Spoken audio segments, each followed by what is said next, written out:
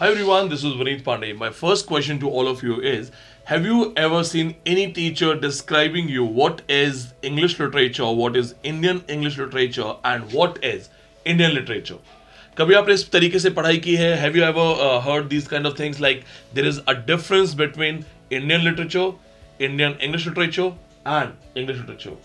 In America, American literature is written by Americans in American English and that is called American literature. In Britain, British people writing in British style, यानी कि English language में, in English, that's called British literature. But when we say Indian literature, in India we have 22 registered languages and then 8,000 plus dialects.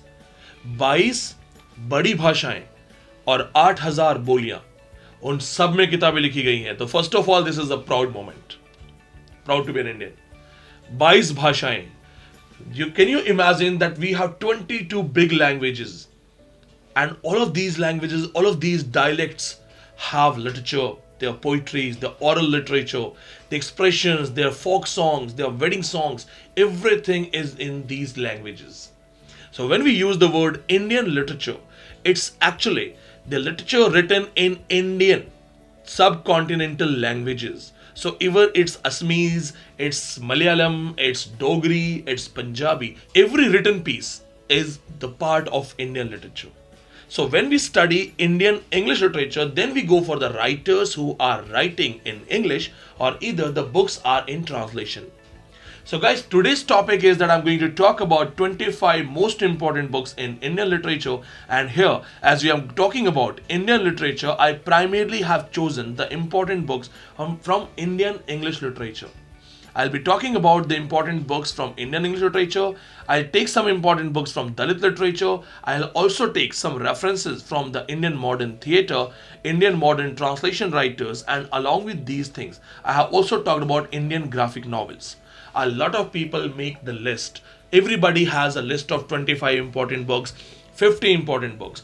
But my list has references from competitive point of view, from exam point of view. We all know that India's toughest exam in English literature is NET. When we go for the negative marking concept, then GATE English literature becomes the toughest exam. From NET point of view, from GATE point of view, GATE and NET, this point of view has made me go for 25 books which are very important for exam and any exam, whether it's NET, whether it's GATE, RPSC, UPPSC, UPSC or any PGT, DSSB exam. In short, any literary exam from competitive point of view cannot be cracked, cannot be passed, cannot be qualified if you are not prepared with these writers. So that's a special list, an exclusive list that I have prepared for you. I request you use pen and paper, write down everything, and yes, if you want the complete list, you can WhatsApp me on given numbers. The numbers are flashed on your screen. For my new viewers who are watching me first time, I am Vineet Pandey, ex-assistant professor, University of Delhi with 3 years experience. I am double JRF with 8 NET and 17 SET. So I have given my life to English literature. English literature has given me an identity and this is the world I am enjoying. I am learning. Literature has given me a lot of new perspectives. That's what I'm doing right now, sharing knowledge with all of you. And here we go for the first book. Let's get ready. So on your screen, the very first book is Raj Mohans Wife. Raj Mohans Wife, written by Bankim Chandra Chatterjee in 1864, is the first Indian English novel to be published. Remember this thing, this is the first Indian English novel to be published. That's why it becomes very, very important. Any student, any person studying Indian literature, Indian English literature cannot imagine that this is the base of it. This is very important. You cannot ignore it. You cannot escape it. You will have to read it. Remember this thing, the role of the lady Matanjani is very important. Go for a basic summary because there is a plus point that even if you read the summaries in Indian literature, it becomes easy to remember the characters. It becomes easy to remember the names. While we get confused in English literature because there are so many Henrys, so many Catherines, so many Elizabeths, so many Richards, so many James, so many John. Itne sare naam hai, we get confused. But in India, we have varieties. We have Ram Kumar, we have Ram Singh, we have Ramu, we have Ramraj. So technically one word, proper name. So we do not get confused with these names and it becomes easy in Indian English literature to remember these names. Second book on your screen is the most important book, Kantapura. Technically, it's not a kind of story that you will enjoy or you'll get involved in because it has a lot of references, a lot of symbolic moments related to Free India movement, Quit India movement, and this has a reference of Gandhian whirlwind. Gandhiji started the protest of non-cooperation or different types of protests like Dandi March and other things. Moreover, the kind of the protests which were launched by Gandhiji, the non-violent movement, these things have been taken as a reference in Kantapura. And along with this thing, nobody will tell you that Kantapura has a preface written by Raja Rao which actually describes what Indian English literature is. So if you are a serious student, if you are a student who is a literary enthusiast, I suggest you, I guide you for this thing, take the printout of the preface to Kantapura. If you want the preface to Kantapura from our side, again I suggest you WhatsApp us on the given numbers and it will be given to all of you free of cost. We will not charge anything for this because this is the need of everyone. This is the right of everyone to know the preface, to know what Indian English literature is. Book number third is Untouchables, written by Mulk Raj Anand. Now remember this thing that there are so many publication dates. Like you can remember when Untouchable got published, when Mulk Raj Anand was born. But from competitive point of view in exam, they do not ask the questions based on chronology, on dates from Indian literature. Their main concern is only British history. So you can simply ignore their publications, their writers, their birth dates. But remember, Untouchables, it does not deal with something new. It deals with the concept of untouchability which is prevailed in Indian society. How the upper caste, the lower caste have issues against each other. How the lower caste was never given enough chances to develop themselves. The upper caste had all the rights. The upper caste had all the privileges, and the poor class, the lower caste class. Because technically, what I believe is, in the words of Marx, there is no upper caste, there is no lower caste. It's all about the opportunity, the have ones and the have not ones. अमीर और गरीब बस यही होता है. Cast नहीं होता, gender कुछ नहीं होता. इट्स ऑल अबाउट कि पैसा किसके पास है एंड किसके पास पैसा नहीं है. Technically it's all about the power and the one which does not have the power. Now, book number 4 on your screen, The Guide by R.K. Narayan. How many of you remember this song? आज फिर जीने की तमन्ना है, आज फिर मरने का इरादा है. The most beautiful female lead, one of my favorite. When I was a child, I would love to sing these songs with her. Wahida Rahman ji did an amazing role in this. Devanand ji, he is still ruling our hearts with his unique style. Devanand, Wahida Rahman and Pran performed amazing role. This book has won Filmfare Award. This book has won Sahitya Academy Award, written by R.K. Narayan. Rashipuram Krishnaswamy Narayan, one of the founder figure of Indian English novels in India, one of the greatest writer in Indian English literature. You can never ever avoid Mr. R.K. Narayan, Mr. Raja Rao, Mr. Mulk Raj Anand. ये तीन pillar हैं दोस्तों, ये तीन pillars बहुत जरूरी हैं. कभी आपके सामने कोई स्टूडेंट भी आएगा बोलेगा I have read literature, you can ask these three names, and if he doesn't know these things, it means he has not read anything. Three pillars of Indian English literature: Mulk Raj Anand, Raja Rao and R.K. Narayan. And make sure when you read the guide, remember the concept of Rosie and Nalini.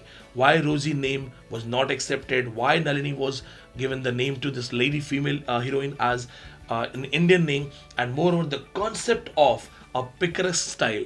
Most of the students, they ask me that, sir, do we have any picaresque novel in Indian literature? The guide is the finest example.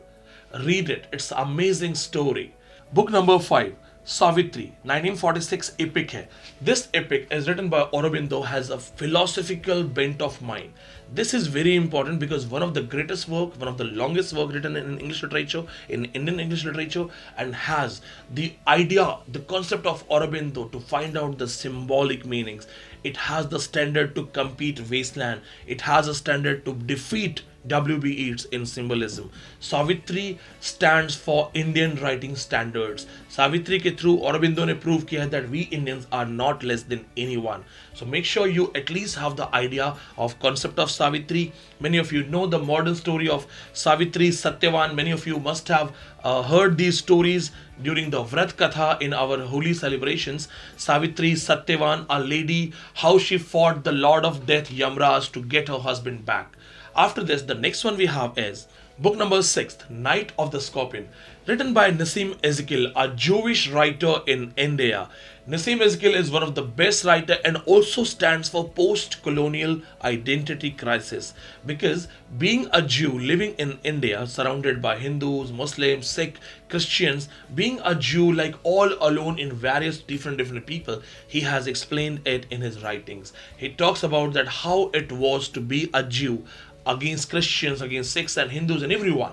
So do you know that India has varieties, India has various castes, various religions, various perspectives, and yes, Nassim Ezekiel has adopted Indianness the way he has narrated. Though there are many other poetries which are very important written by him, but I must tell you this thing that Night of the Scorpion has the vivid imagery of Indianness. A lady who is stung by a scorpion, she is in agony, pain of 20 hours, and later when the pain goes away, she says, "Thank God the scorpion picked on me and spared my children." The ways of the Tantric Baba, the necromancer, the ways of husband putting the paraffin on the toe, these describe the Indianness, the Indian innocence. Moreover, the Indian faith in gods, Indian faith in karma, Indian faith in reincarnation, all of these things are mentioned. This is one of the unique work and is must read for all of you. Book number 7. One of my favorite writer, and I must tell you that with love I call her Kamla auntie. Though she is not my auntie, I have never met her, but yes, the boldest writer in Indian English literature, the strongest woman ever in Indian literature. Imagine in 1960s she was talking about women, women rights, women equality, and moreover the India which was not even ready to talk about the modernity related to husband wife relationship, she was discussing her open relations with people she was in love with. Imagine this thing that Kamla Das also later she accepted Islam and became Surayaji, but Kamla Das was the one who started expressing the femininity, being a woman, being a feminine side of a person, and moreover, she was very vocal about feminine rights, feminine culture, feminine identity. Along with this, she has openly expressed her relations with bodily expressions, with comparison of male body with a female body. If you read, there is a line that me my lover we both stand in front of the mirror naked, and he compares his strong body with my feminine body. She has talked about menstruation openly. So in 1960s, there is a line, if you read, "Give him what he wants, the scent of your breast, the warm shock of menstrual blood." For you, I'll ask my assistant to put the lines on a screen so that you can read it. But she is the writer of 1960s. Can you imagine a writer from India, a female writer in 1960s to talk about these things openly? But yes, she paid the price for it. She became one of the most hated, notorious writers. There was a lot of protest against her. She found herself secluded. She found herself rejected, not welcomed. She faced a lot. And it is also said that her last days were spent all alone. But whatever this thing, what she did was amazing. Whatever she has gone through, but what she did was she became the pioneer of the strong female lead writers from India, strong feminist side from India. So whenever somebody says that do we have any strong feminist writer in India, just say this thing, hold my beer, it's Kamla Das.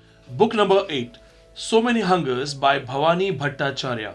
So Many Hunger deals with the Quit India movement of 1942 and the Great Bengal Famine in the same year. In 1942, where the entire country, entire nation was fighting against the Britishers, asking them to leave India. The Quit India movement, we also call it Bharat Chodo Andolan. This was the time West Bengal was having a great famine. एक बहुत बड़ा अकाल पड़ा हुआ था, a severe drought, and it deals with the two families of Kazoli and Basu family. How Basu family has various members which have their own aspirations, their own dreams, and how Kazoli is fighting for freedom plus food and is tormented, troubled, tortured by the imperial police. So Many Hungers is one of the best work and also deals with the hunger of body. Along with there is a reference of rape. Kazuli is raped, which represents the hunger of body. So make sure you remember that So Many Hungers is very important. Book number 9, written by A.K. Ramanujan, one of the finest example of imagination and the thought proceedings. Book number 9 is Highway Stripper, written by A.K. Ramanujan. Once, A.K. Ramanujan, as a writer, as he has expressed in the poetry, was driving a car.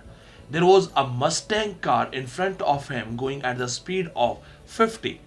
And all of a sudden, he found that somebody started throwing the clothes of a woman one by one. This starts the imagination of A.K. Ramanujan. As a writer, he becomes very curious and starts noting down the clothes one by one.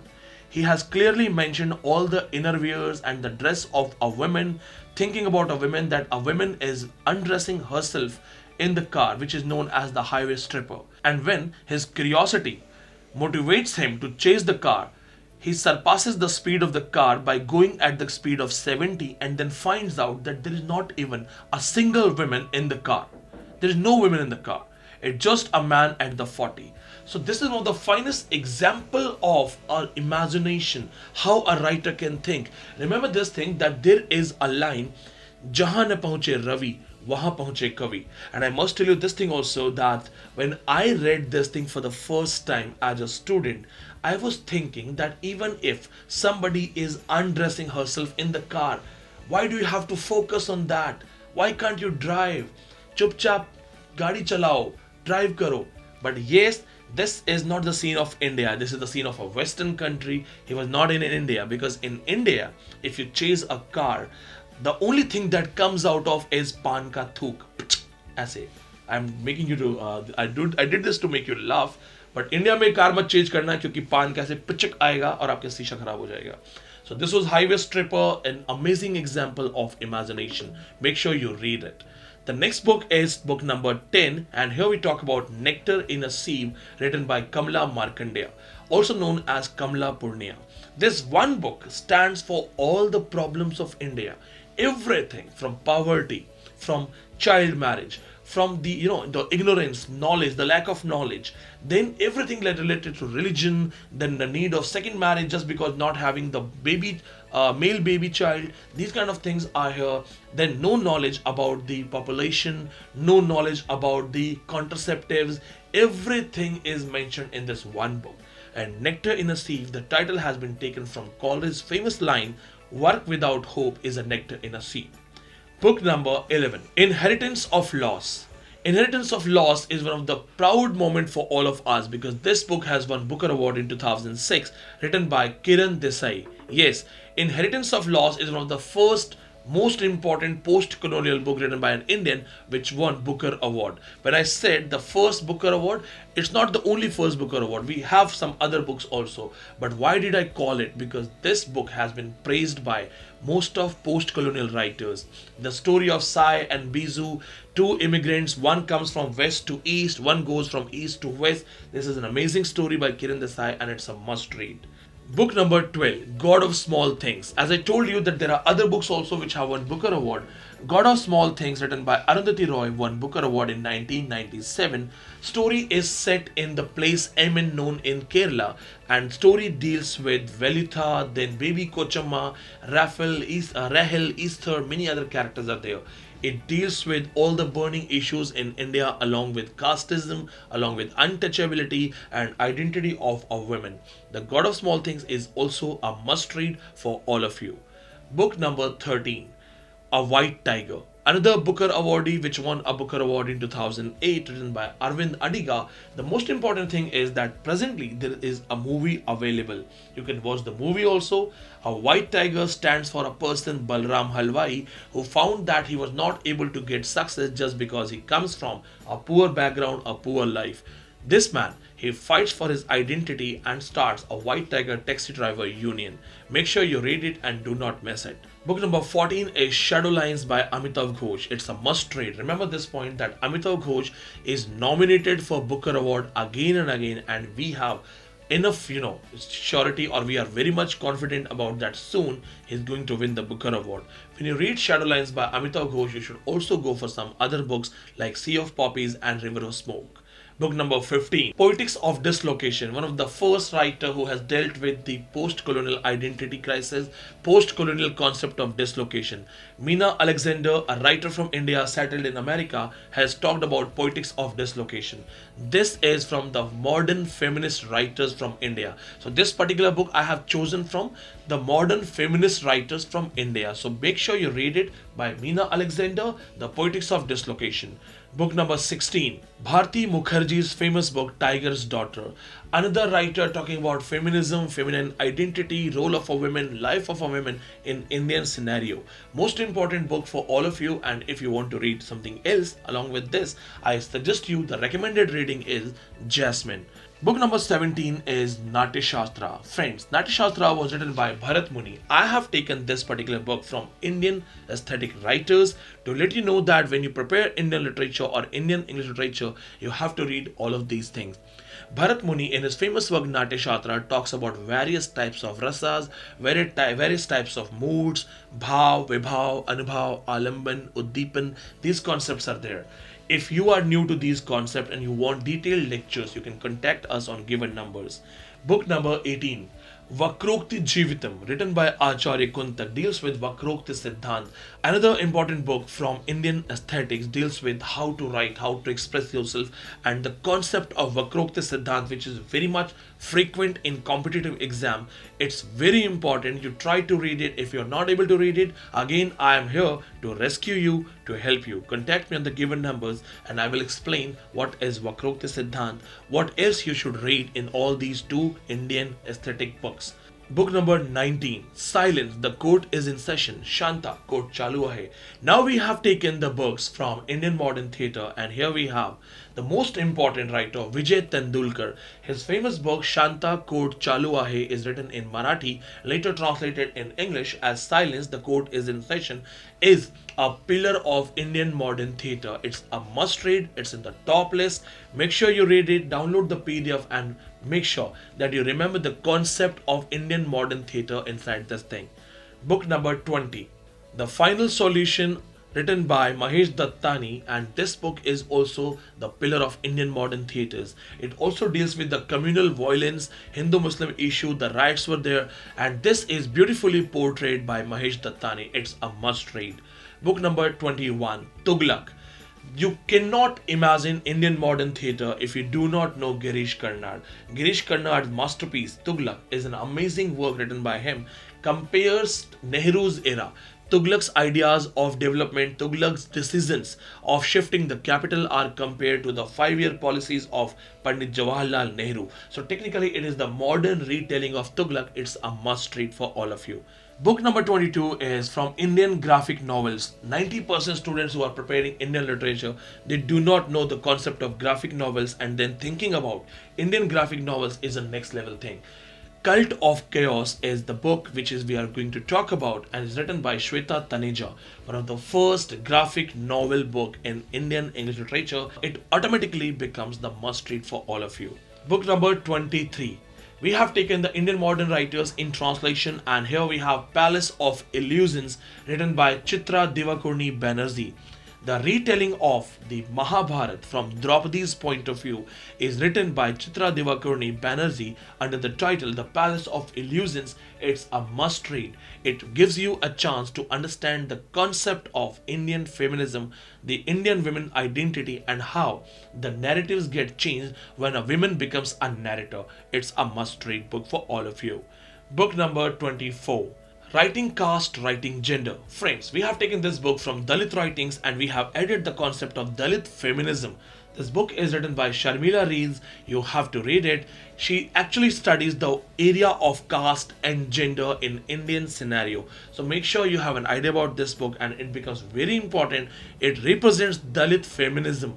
Book number 25. So this is the last book, and again taken from the Dalit literature only, the classic of Dalit literature, Juthan by Om Prakash Valmiki.